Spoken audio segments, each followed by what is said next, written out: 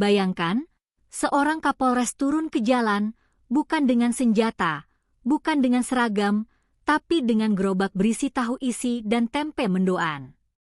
Semuanya ia lakukan bukan demi sandiwara, tapi demi keadilan, karena ia tak tahan melihat anggotanya memeras pedagang kecil. Cerita ini fiktif, namun penuh pelajaran. Semua tokoh, tempat, dan kejadian dalam video ini hanyalah rekaan belaka. Bila ada kesamaan, itu semata kebetulan dan tidak ditujukan kepada siapapun. Sebelum lanjut ke kisah lengkapnya, jangan lupa tekan tombol subscribe, nyalakan lonceng, dan bantu channel ini terus menghadirkan cerita-cerita penuh pesan moral dan kejutan tak terduga. Di sebuah kota kecil yang damai di pinggiran Jawa Tengah, warga pasar baru hidup dengan rutinitas sederhana. Setiap pagi, jalanan dipenuhi suara riuh para pedagang yang menawarkan dagangan. Di antara aroma rempah dan gorengannya menggoda, ada juga bisik-bisik kekhawatiran yang mulai terdengar dari para pedagang kecil.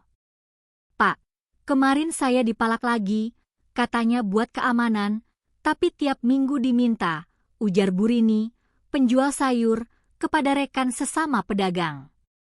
Salah satu nama yang sering disebut-sebut adalah oknum polisi lalu lintas yang kerap berpatroli dan meminta jatah dari para pedagang kaki lima. Uang itu katanya untuk biaya penertiban agar mereka tetap bisa berjualan di trotoar. Isu ini sampai ke telinga Kapolres Satria Wibowo, seorang pemimpin baru yang dikenal tegas namun rendah hati. Ia sudah mendengar kabar itu dari berbagai laporan, namun tak ingin menindak hanya berdasarkan desas-desus. Ia ingin membuktikannya sendiri.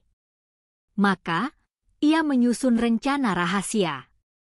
Suatu pagi sebelum fajar, Kapolres Satria meninggalkan seragam dinasnya dan mengenakan kaos oblong lusuh, celana panjang belel, dan topi rimba yang menutupi sebagian wajahnya. Di gerobak sederhana yang sudah ia pinjam dari seorang pedagang gorengan tua yang dikenalnya, ia menggelar dagangan, tahu isi, tempe mendoan, bakwan, dan pastel. Ia menempati sudut kecil di depan pasar. Dengan sapaan lembut dan senyum ramah, ia memanggil pembeli seperti pedagang biasa. "Gorengannya panas, Bu?" Tahu isinya mantap, baru diangkat. Beberapa pembeli datang, menikmati gorengannya yang renyah. Tak ada yang menyangka pria berkumis tipis itu adalah Kapolres mereka. Hingga pukul 8 pagi, seorang pria berbadan tegap berseragam dinas mendekat. Ia tidak membeli apa-apa, melainkan menatap gerobak dengan tatapan menyelidik. Bapak baru jualannya di sini?" tanyanya. Satria mengangguk. "Iya, Pak. Baru nyoba-nyoba. Anak saya butuh biaya sekolah." Petugas itu mendesah panjang, lalu berbicara setengah berbisik. "Kalau mau aman, setor 100.000 tiap minggu. Ini trotoar punya umum. Kalau enggak ya bisa saya tertibkan. Banyak yang mau jualan di sini." Satria menunduk, pura-pura bingung. "Pak, saya baru mulai, 100 itu berat. Kalau enggak bisa ya siap-siap saja digusur. Saya balik lagi nanti." Petugas itu pergi. Satria menatap punggung pria itu dengan mata tajam, hatinya bergolak. Bukti sudah cukup. Hari berikutnya, Satria tetap berjualan. Petugas itu datang lagi, kali ini dengan 2 orang temannya. Salah satu dari mereka bahkan langsung mengambil gorengan tanpa membayar.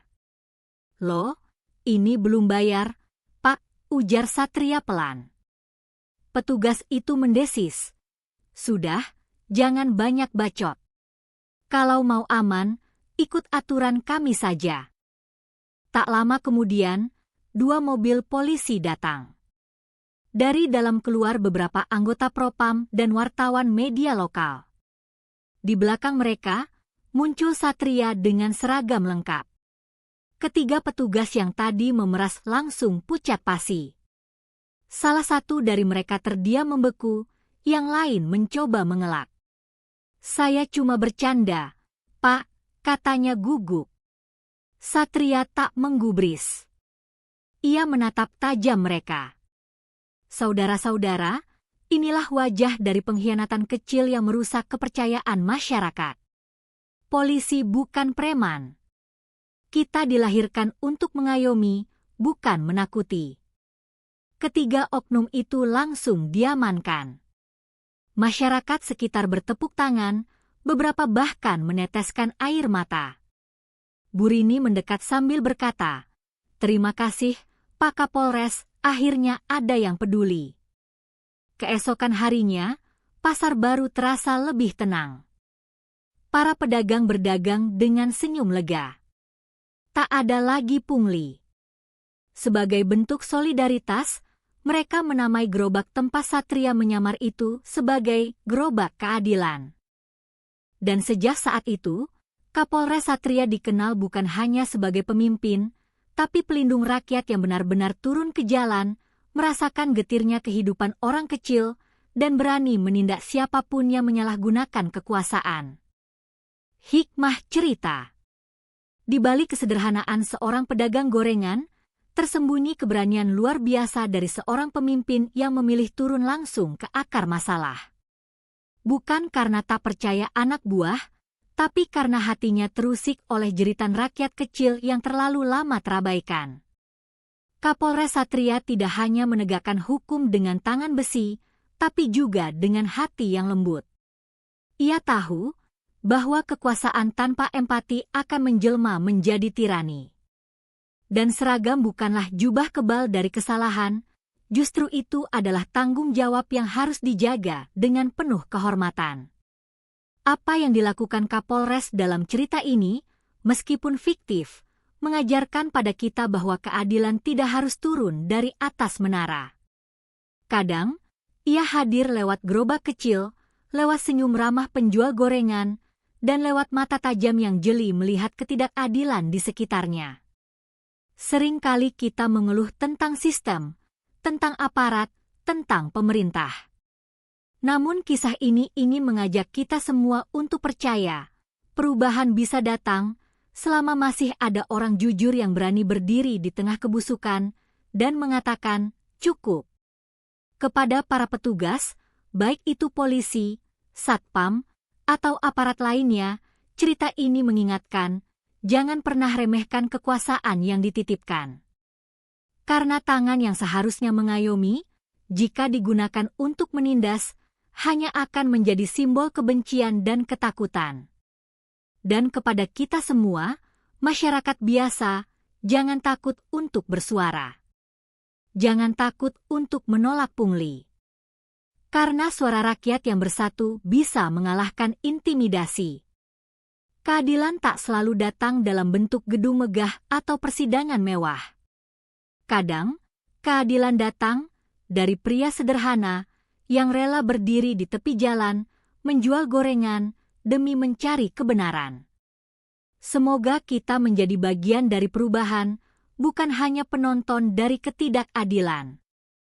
Cerita ini sepenuhnya fiktif dan tidak dimaksudkan untuk menyinggung pihak manapun. Namun pesan moralnya nyata. Mari jaga keadilan, mulai dari diri sendiri.